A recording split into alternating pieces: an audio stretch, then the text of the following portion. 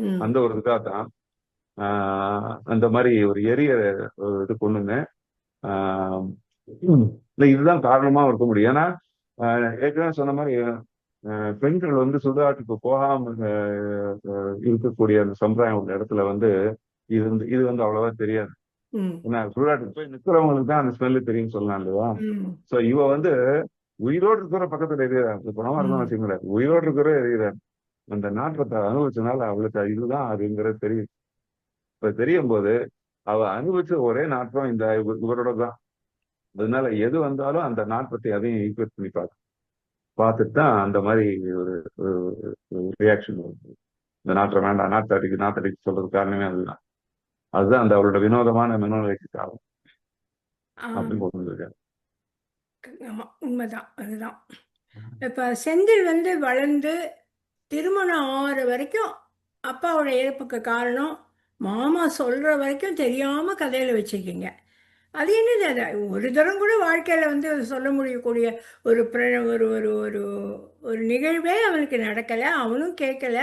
என்ன இருந்தாலும் அம்மா அப்பா எப்படிம்மா இறந்து போனாங்கன்னு ஒரு குழந்தை கேட்கும். சின்ன வயசுல கேட்கும். ஆமா இல்ல ஆமா கூட ஆமா. படிக்கிற பள்ளிக்கூடத்துல இருக்கிற பசங்க ஏதாவது ஏதாவது நிண்டி விடுவாங்க. இதுதான். அப்படியாவது கேட்பான். எந்த விதத்துலயும் அவனுக்கு ஆமா இல்ல.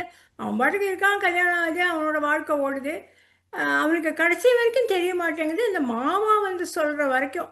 அது எப்படி ஆமா. அவ்வளவு நாளைக்கு அந்த கதையில அப்படி வச்சிருந்தீங்க? இதுல இது வந்து ஒரு ஆனஸ்ட்லி ஸ்பீக்கிங் ஒரு ஒரு கதையும் சொல்ல உள்ள வசதிக்காக தான் அது சொன்னது. ஆஹ் நான் வந்து இன்னொன்று வந்து செந்திலோட அம்மா வந்து தன்னோட மகன் கிட்ட ஏன் இவ்வளவு வருஷம் சொல்லலைங்கிறதுக்கு உண்டான காரணம் நான் சொல்லல. ம்ஹும். ஏன் சொல்லலைங்கிறதையும் சொல்லலை நான். ஏன்னா இது வந்து கதையோட வசதிக்காக கொண்டு வந்தது. இன்னொன்னு சொல்லியிருக்கேன், செந்திலோட படிப்பு காலம் வரை அவனது மாமாவே குடும்பத்தை பார்த்து கொண்டார் என்று சொல்லும் பொழுது ம். அவனது தந்தை இறந்த சூழலில் ஒரு குடும்ப தலைவராக தங்கையின் குடும்பத்தை பார்த்துட்டு இருக்கிறார் ஒரு மூத்த ஆண்மகன். ஸோ செந்திலுக்கு வந்து மாமாவே தந்தையோட ஸ்தானத்தை பிடிச்சுக்கிறார் அப்படின்னு நம்ம புரிஞ்சுக்கணும். ம். அதனால செந்தில் வந்து இளம் வயதில் இருந்த தந்தையை பத்தி நினைத்து வருத்தப்படவில்லைன்னு நான் வந்து உங்களுக்கு விளக்கம் தான் கொடுக்க முடியும். கதையில இல்லை, ஆம். விளக்கம் கொடுக்க முடியும். எதனால அந்த மாதிரி மனோதமான மனநிலைன்னு சொல்லும். ம். அதனாலேயே தாயார் பகிர்ந்து கொள்ளலாம் கூட சொல்லலாம். ஒரு அப்பாவா கூட இருந்து ஒரு மாமா எல்லாம் பண்ணி கொடுக்குறாரு.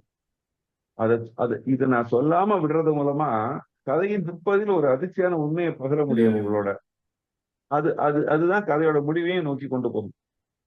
இதுதான் அம்மாவோட வினோதமான மனநிலைக்கு காரணம்னு சொல்ல முடியும். அது தந்தையின் இறப்பிற்கான சூழ்நிலை அறியும் போது அவனுக்குள் ஏற்படும் உணர்வு தான் கடைசி கடைசி வருது.